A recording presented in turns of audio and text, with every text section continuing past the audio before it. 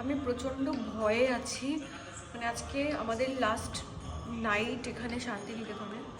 আর বাবা, বজরং বান চালিয়ে বসে আছি আমি। বাইরে খুব জোরে বৃষ্টি পড়ছে, বিদ্যুৎ চমকাচ্ছে, মেঘ ডাকছে খুব জোরে জোরে।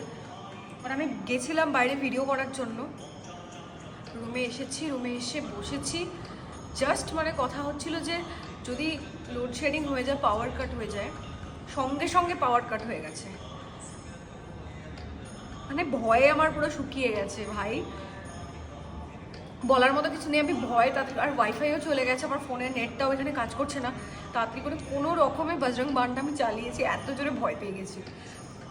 এই বাংলোটা নাকি আমি শুনেছি হন্টেড। আমি আসার আগে অবধি জানতাম না, আমি আসার পরে গুগল করে দেখেছি। মানে আমার মতো স্টুপিড আর খুব কমই হয়তো আছে যে আগে থেকে কিছু না দেখে চলে আসে।